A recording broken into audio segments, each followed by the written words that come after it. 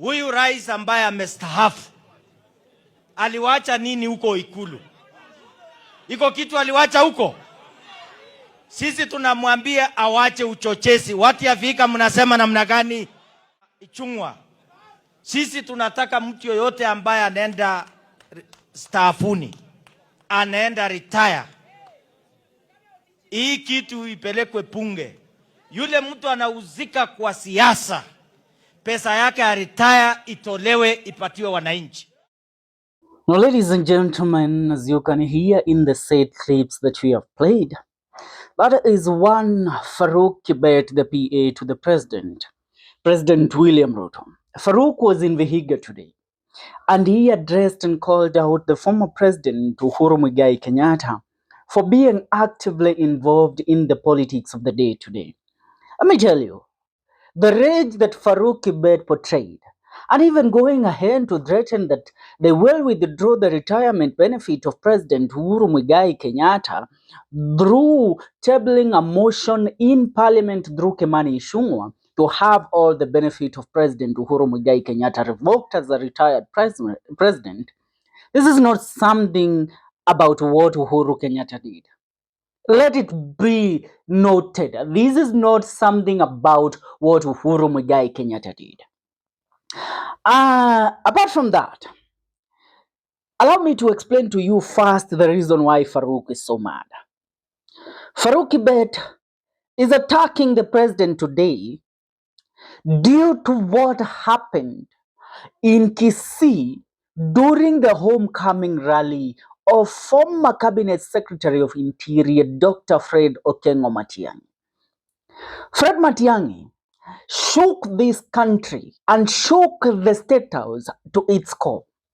They realized that they have been wet dreaming and daydreaming the whole time that they have been thinking they have the country on its balls. Are we together? They have realized that Ruto actually might be a one-term president. And who is the man that has supported, and who I mean is the man that has built Fred Okengo Matiang'i politically? It is none other than President Uhuru Kenyatta.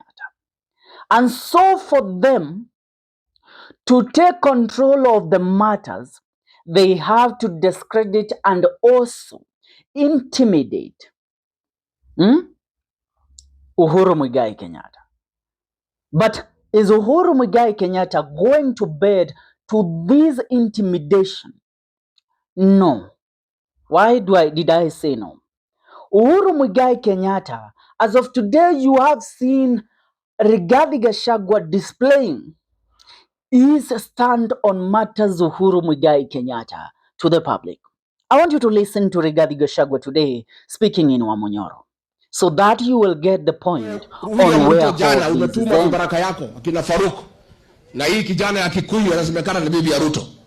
Mimi niseme leo nikiwa hapa Mlimani, wewe umetuma hao vijana kwenda kutukana kiongozi wetu, rais wa 4 wa Jamhuri ya Kenya, Mheshimiwa Uhuru Kenyatta.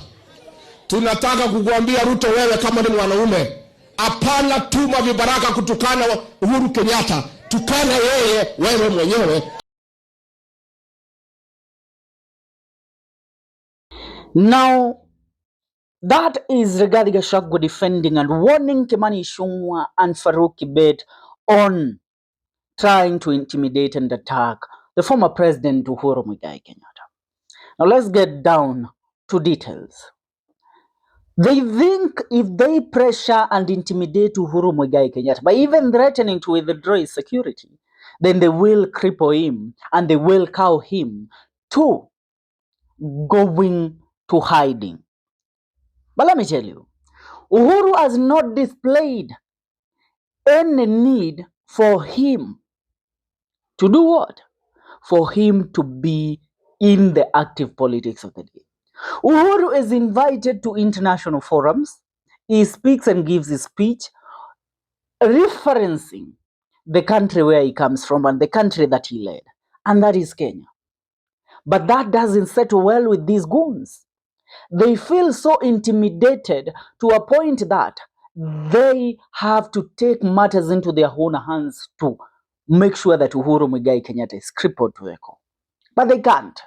Yesterday, Uhuru Muigai Kenyatta attended a wedding ceremony of the son to the former Baringo senator and son of the late president Daniel Toriti Arap Moi. And what did he get to say?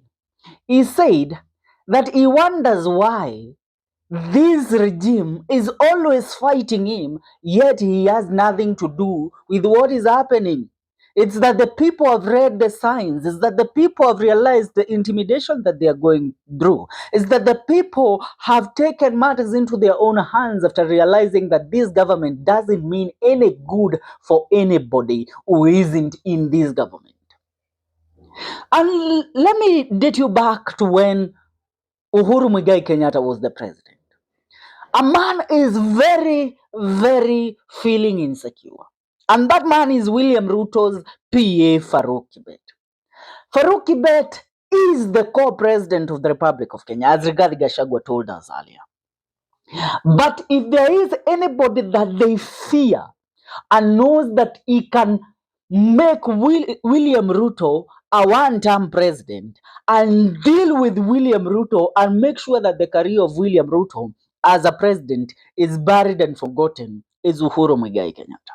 Why am I saying this? They know Uhuru Muigai Kenyatta has more secrets of William Ruto more than any other politician in the Republic of Kenya. Why? When Uhuru Muigai Kenyatta was the president and he fell out with William Ruto, he formed a task force. And the task force was cooperating both DCI, NIS, and the military intelligence, all of them to investigate and track down the dealings and happenings of William Ruto, then as his DP. But after uncovering all the dirt on William Ruto, Uhuru Muigai Kenyatta knew if he publicizes and makes it known to the people of the Republic of Kenya on who this man is, he will destroy the career of William Ruto completely. And that is why he put so much effort to ensure that instead of fighting him directly and exposing him, let him use parables but campaign for one candidate, Raila Amolo Odinga. And he promised the people of the Republic of Kenya that you will suffer if you elect this man. But they didn't listen. So Farouk Kibet knows if there is a man with the intelligence to cripple down William Ruto, is none other than Uhuru Muigai Kenyatta. But Uhuru has held resources. But these people pressuring and pushing Uhuru Muigai Kenyatta to the corner, they are rattling a snake that might fight back. And if this snake decides to fight back, the results will be catastrophic, will be disastrous, and will be venomous that they cannot control it. They think Uhuru Muigai Kenyatta bought the people that showed up in Kisii to support Fred Matiang'i. But that was a concrete, organic crowd. They think that Uhuru Muigai Kenyatta is lobbying Rigathi Gachagua and Gideon Moi and Akina Kalonzo Musyoka to support Fred Matiang'i. But everything Matiang'i has got is because Matiang'i's track record as a cabinet secretary in different three dockets in ICT, education, and interior speaks for him. And so these people, they failed in information war.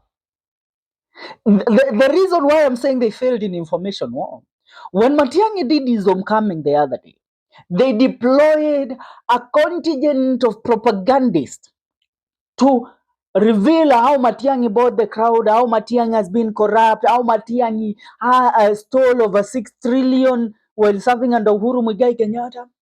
But that did them no good because there was no result. People were not buying it. People stood with Matiang'i and the crowd has called on him Today, Matiang'i is in Wamunyoro. Matiang'i has been there. He is being received with so much love in Mount Kenya region by organic crowd that has not been paid a cent. So tell me how these people won't feel scared. They are scared. And being scared, you need to fight a victim that you will point your fingers on. You have to fight a devil that you will blame for your misfortunes. And the devil they have found and they have been pointed, led by Farouk Kibet, is Uhuru Kenyatta. But I tell you, they won't succeed in this. They won't, because the ground is organic. And Constitution states you cannot arrest or summon a former president.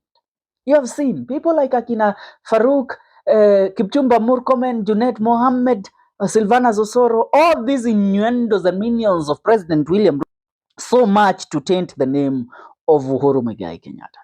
But what are Kenyans saying? Wanasema, Arambe one time. Subscribe to our channel for more news and more updates. See you in our next video.